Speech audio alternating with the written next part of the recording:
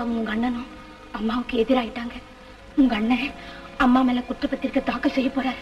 நீங்க நிறைய பாயிண்ட்களை வச்சு பேசி உங்க அண்ணனை தோக்கடிச்சு எப்படியாவது அம்மாவை காப்பாத்திடுங்க தம்பி, எப்படியாவது காப்பாத்திடுங்க.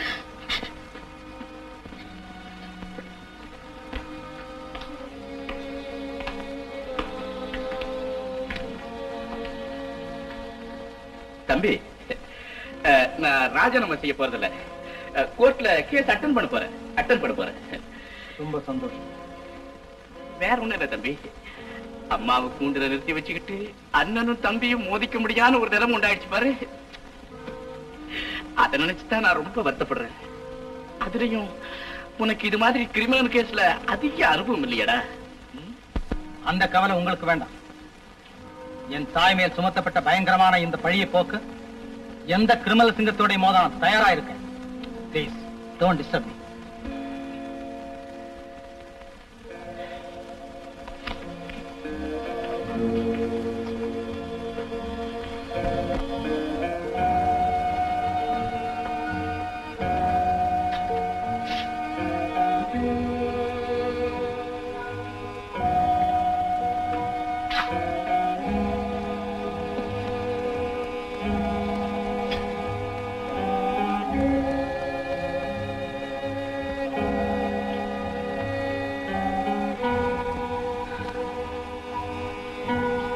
பேதம் ஏற்பட்டது, அப்படித்தானே? ஆமாம்.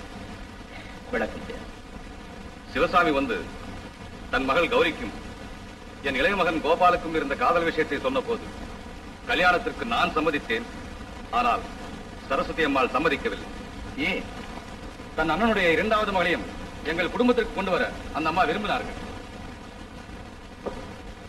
Your honour, please note this point. That's all. நீங்கள் தானே இன்ஸ்பெக்டர் சந்திரசேகர்? ஆமாம். எத்தனை வருஷம் சர்வீஸ்? 20 வருஷம். இந்த 20 வருட அனுபவத்தில் பெண் ஆணை கொலை செய்வதை நீங்கள் பார்த்திருக்கிறீர்களா? அல்லது இப்படிப்பட்ட வழக்கையாவது தாக்கல் செய்திருக்கிறீர்களா? வாட்? கேள்விக்கு பதில். Objection your honour.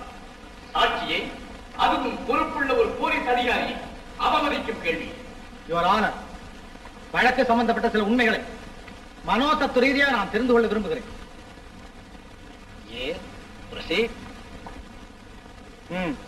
பதில் பார்த்திருக்கிறீர்களா? கேள்விப்பட்டிருக்கிறேன். ஆனால் என் சர்வீஸில் நான் நேரில் பார்த்தது இதுதான் முதல் தடவை. ஆமாம். கொலையை பற்றி முன்னதாகவே உங்களுக்கு ஏதேனும் தகவல் கிடைத்ததா? இல்லை. பிறகு எப்படி அந்த இடத்துக்கு சென்றீர்கள்? கள்ளச்சாராயம் காய்ச்சப்படுவதாகவும் உடனே சென்றால் பிடித்து விடலாம் என்றும் தகவல் கிடைத்து நான் கான்ஸ்டபிளுடன் அங்கு சென்றேன். யாரையாவது கைது செய்தீர்களா? இல்லை. கொலையை கண்டதும் அந்த முயற்சியை விட்டுவிட்டேன். சரி, நீங்கள் பார்த்தது சரஸ்வதி அம்மாள் சிவசாமியை கத்தியால் குத்தியதையா அல்லது அவர் உடம்பிலிருந்து கத்தியை எடுத்ததையா? எடுத்ததை. நீங்கள் போகலாம். தயவு செய்து இதை குறித்துக் கொள்ளும். இந்த அம்மாவை உங்களுக்கு தெரியுமா? தெரியும். எப்படி தெரியும்? எங்க வீட்டு வந்திருக்காங்க. எப்போது? கொலை நடந்த அன்னைக்கு. ஏன் வந்தாரு? Please proceed. அவங்க பிள்ளைக்கு எனக்கு நடக்கவிருந்த கல்யாணத்தை நிறுத்துறதுக்காக. அப்போது என்ன சொன்னார்கள்? என் பிள்ளைய மறந்துடு அப்படின்னு சொன்னாங்க. நான் முடியாதுன்னு சொன்னேன். அப்படின்னா நீ பல கஷ்டங்களை அனுபவிக்கிறதுக்கு தயாரா இருக்கணும் அப்படின்னு சொல்லிட்டு அந்த அம்மா போயிட்டாங்க. அவங்க அன்னைக்கு அப்படி சொன்னதுக்கு இன்னைக்கு நான் அப்பா இல்லாம கஷ்டப்படுறதுக்கு சரியா போயிடுச்சு. Your honour, please note this point.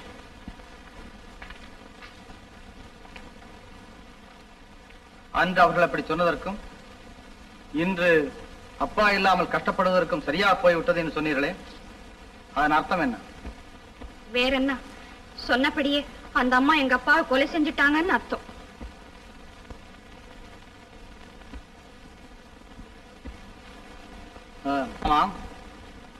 Saraswati அம்மாளின் விருப்பத்திற்கு மாறாக மகனே கல்யாணம் செய்து கொண்டதாக வைத்துக் கொள்வோம். அதன் பிறகு அந்த அம்மாள் உங்கள் இருவரையும் வீட்டை விட்டு வெளியே போகும்படி சொல்லிவிட்டால் கஷ்டமா தான் இருக்கும். என் வார்த்தையை மீறி என் மகனை கல்யாணம் செய்து கொண்டாயே, அதனால் ஐயோ அந்த துன்பத்தை என்னால தாங்க முடியாது. தற்கொலை செஞ்சுக்கிட்டாலும் செஞ்சுக்கிடுவேன். உங்களை அவரை பார்க்காம அவரோட பேசாம எப்படிங்க இருக்கிறது? அதை போன்ற பல கஷ்டங்களை நீங்கள் அனுபவிக்க வேண்டி வரும். எந்த அர்த்தத்தில் அப்படி அவர் சொல்லியிருக்கலாம் அல்லவா?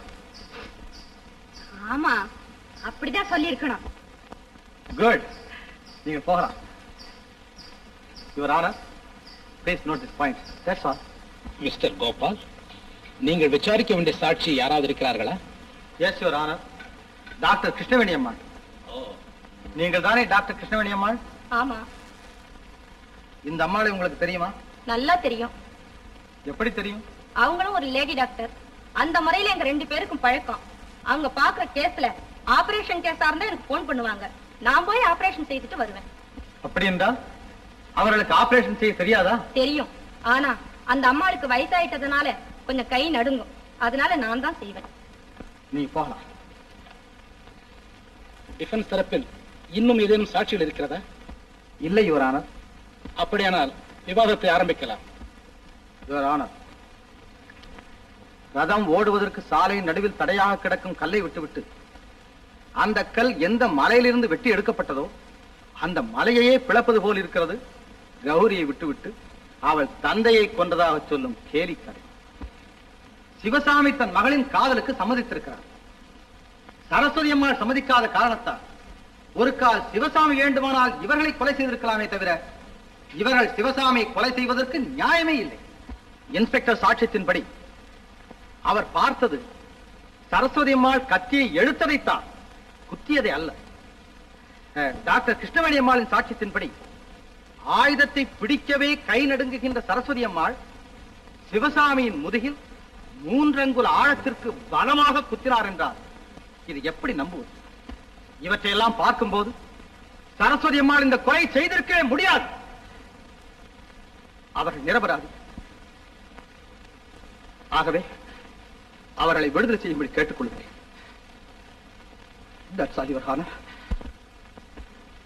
யுவரான இன்ஸ்பெக்டரின் சாட்சியத்தின்படி சரஸ்வதி அம்மாளின் விருப்பத்திற்கு தடையாக இருந்தவர் சிவசாமி.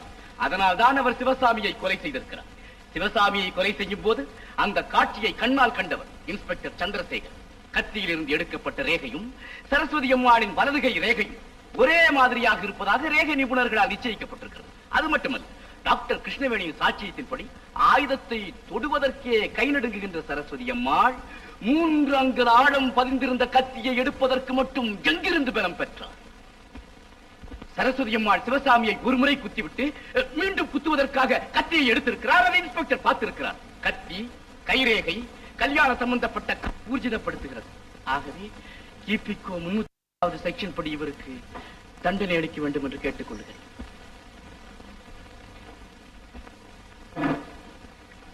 யுவர் ஆனர், ராசிகுஷன் தரப்பிலே எழுப்பப்பட்ட சில சந்தேகங்களுக்கு விளக்கம் கூறி தெளிவாக்க நான் விரும்புகிறேன். முதலாவதாக கத்தியிலே இருந்த ரேகையை பற்றி கூறப்பட்டது. சரஸ்வதி அம்மாள் கத்தி எடுத்திருக்கிறார். ஆகவே அவர்களின் கைரேகை அதிலே படிந்ததில் ஆச்சரியமே இல்லை. அடுத்தபடியாக குத்தப்பட்ட கத்தியை எடுப்பதற்கு எப்படி பலம் வந்தது என்றும் கேட்கப்பட்டது.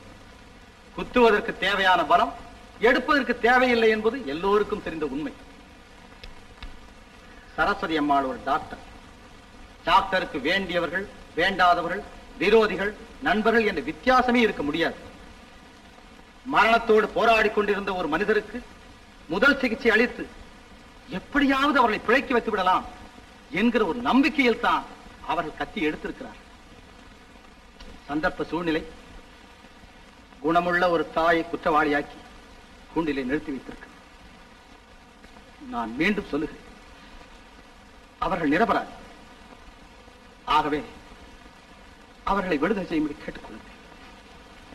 இத்துடன் இந்த வழக்கை நான் ஒத்தி வைக்கிறேன். கௌரி, காரியத்தை கெடுத்துட்டு வந்து இங்க கன்னத்தில கை வச்சுட்டு உட்கார்ந்திருக்க. நான் எந்த காரியத்துக்கு எடுத்துட்டேன்? அதுக்குள்ள மறந்து போச்சா? புருஷனை பார்க்க கூடாது, அவனோட பேசக்கூடாதுங்கிற அர்த்தத்துல சரஸ்வதி அம்மா சொல்லி இருக்காமல்ல அப்படின்னு கோர்ட்ல உன்னை கோபால் மறக்கிறப்போ நீ ஆமான்னு அவனுக்கு சாதகமா சாட்சி சொல்லிட்டியே, சொல்லலாமா? இப்ப கூட சொல்றேன், அந்த அம்மா தான் அப்பாவை கொலை செஞ்சிருப்பாங்கன்னு. என்ன நிச்சயம்? ஓஹோ, புரியுது புரியுது. அவன் மேல இருக்கிற காதலுக்காக அந்த அம்மா கொலை செய்யலன்னு நீயே சாட்சி சொல்லுவ போல இருக்க. நியாயத்தை சொல்ல வேண்டிய நிலைமை வந்து சொல்லிதானே ஆகணும். கௌரி, உங்க அப்பா இருக்கும்போது உன் இஷ்டப்படி நடந்த பேசினேன். அதெல்லாம் இனிமே நடக்காது. நான் கிழிச்ச கோட்டை நீ தாண்ட முடியாது, தாண்டவும் கூடாது. மாமா, அதெல்லாம் நடக்காது.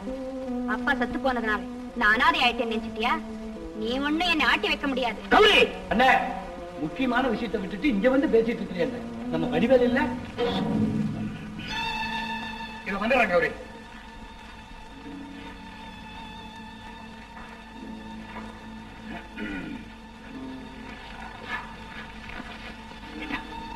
வடிவேல கத்தி துப்பாக்கி எல்லாம் ஆற விட்டான்.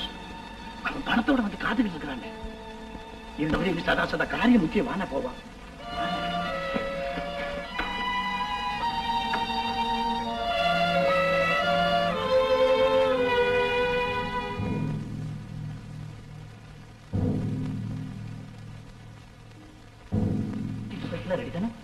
அதெல்லாம் எப்பவே ரெடி. நீதான் வரல. இருந்ததுக்கு அப்புறம் வண்டியோட வந்து எல்லா சாமான் எடுத்துட்டு போய் அதெல்லாம் நான் பாத்துக்கிறேன். 7-8 மணிக்கு வந்துடுறாங்க. சரி, நீ பாரு. முனியாண்டி, நம்ம ஆளுங்களுக்கெல்லாம் தெரியாம நீ மாத்திரம் இந்த சாமான்கள் எல்லாம் எடுத்து ஒழுங்கா அனுப்பிச்சிடு. அப்படியே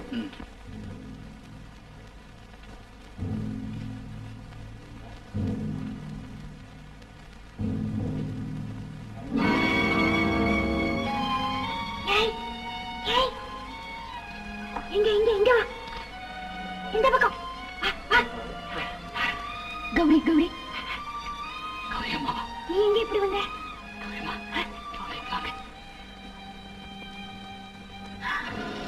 அப்படியா?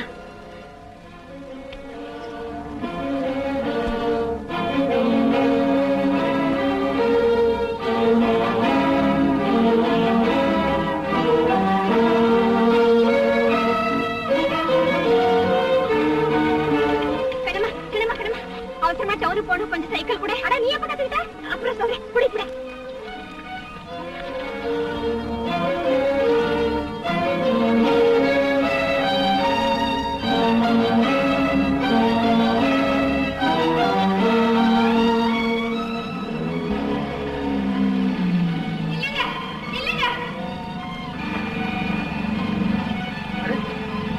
கௌரி, இத பாருங்க, இங்க வாங்க.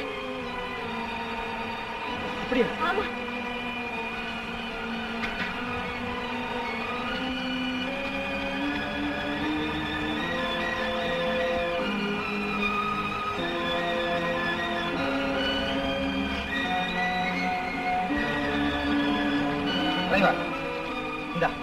இந்த லெட்டரை கொண்டு போய் சுப்பையாப்பிள்ளை இன்ஸ்பெக்டர் இருக்கார்ல, ஆமா, அவர்கிட்ட கொடுத்து முத்தையனுடைய பட்டறை கூட்டும். சரிங்க சார், சீக்கிரம் போ, சைக்கிள் எடுத்து போ.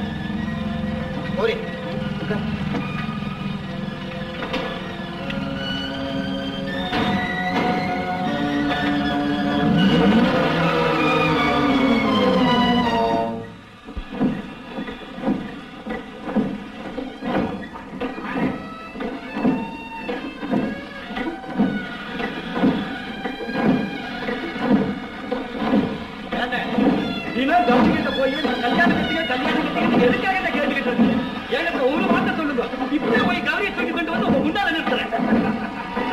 உனக்கு தெரியாது முடியாது.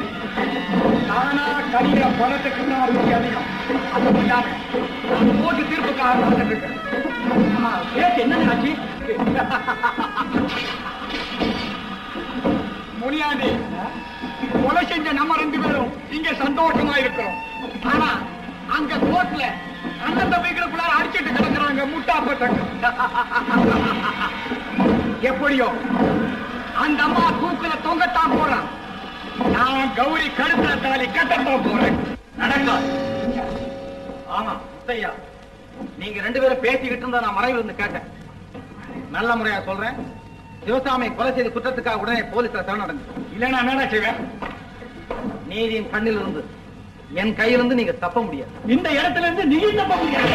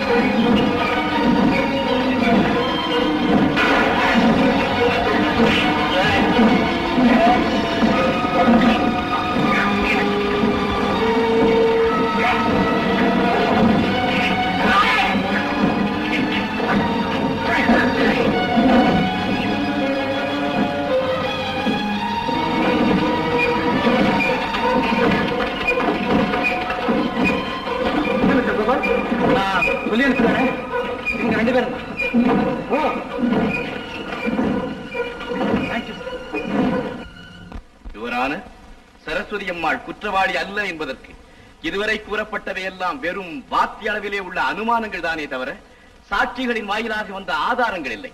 சரஸ்வதி அம்மாளுக்கு எந்தவித சாட்சியமும் இல்லை. இருக்கிறது.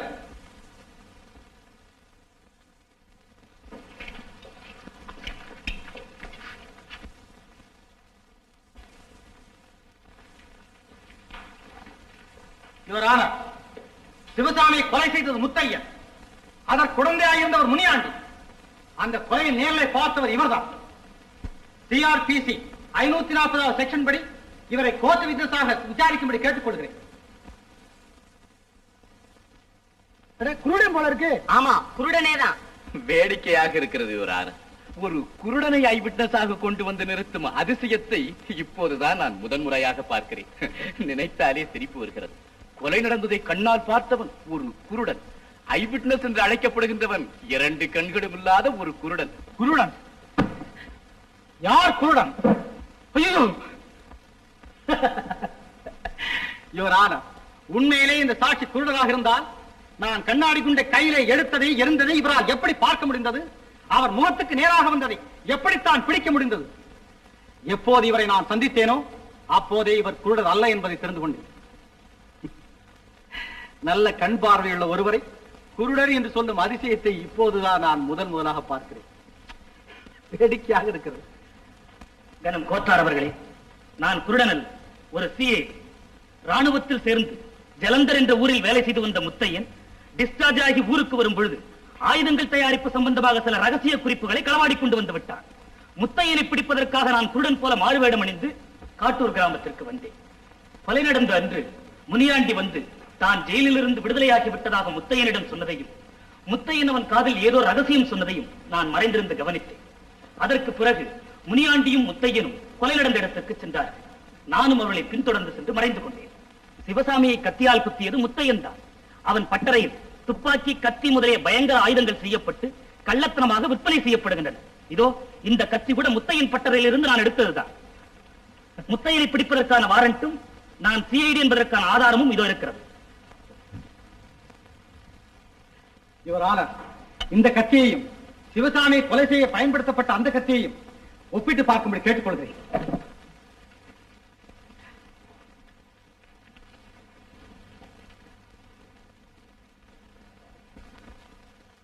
ஆம், 2 கத்திகளும் ஒரே மாதிரியாகத்தான் இருக்கின்றன. இந்த வழக்கை விசாரித்த வகையில் சிவசாமியை கொலை செய்தது முத்தையன் தான் என்பது தக்க சாட்சிகளுடன் நிரூபிக்கப்பட்டு விட்டது. ஆகவே சரஸ்வதி அம்மாள் நிரபராதி என்று முடிவு செய்து அவரை விடுதலை செய்கிறேன்.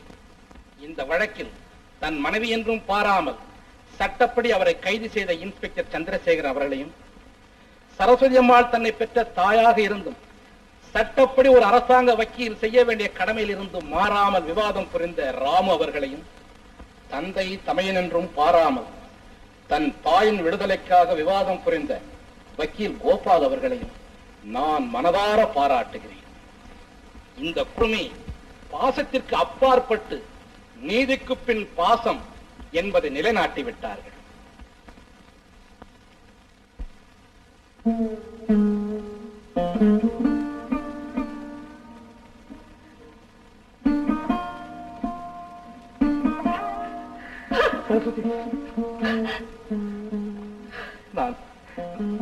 இல்லை, என் தெய்வத்துக்கு தெரியாம கௌரி வீட்டுக்கு போன குற்றத்துக்காக நான் கூட்டு நிற்கும்படி ஆயிட்டு.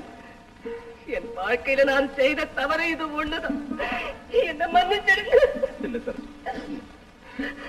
என் கடமையை நான் செஞ்சேன், அதனால நீ பாதிக்கப்பட்ட. ராமு, ராமு, என்ன மன்னிச்சிடுமா, நீ என்ன மன்னிச்சிடுமா. இல்லப்பா, இல்லை, உன் கடமைத்தானே செய்தேன், அதுல தவறு இல்லை. கோபால், கோபால், கோபால், அம்மா, கோபால், அம்மா, அம்மா, அம்மா, அம்மா, அம்மா. இல்லை, இல்லப்பா, அம்மா இந்த மன்னிப்பு கேட்க.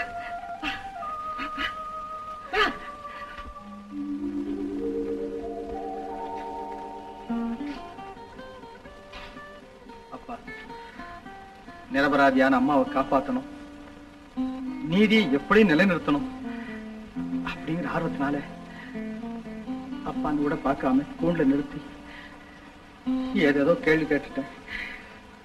தவறு இருந்தா மன்னிக்கிறேன். No, no, no. மனைவின்னு பார்க்காம நானும், தாயின்னு பார்க்காம ராமுவும் எப்படி நீதிக்காக பாடுபட்டோம், அதே மாதிரி அப்பா அண்ணன் பார்க்காம நீயும் நீதிக்காக தான் பாடுபட்டு இருக்கப்பா. அதை பத்தி நான் பெருமைப்படுறேன். You're right, perfectly right.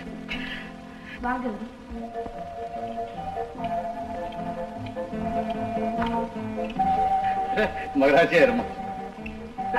என்னம்மா இது, கல்யாணத்துக்கு முன்னாடியே கால விழறிய? ஏன் அப்பா சொல்லு, எப்பவே சார்ஜ் பண்றேன். இந்த பக்கம் வா.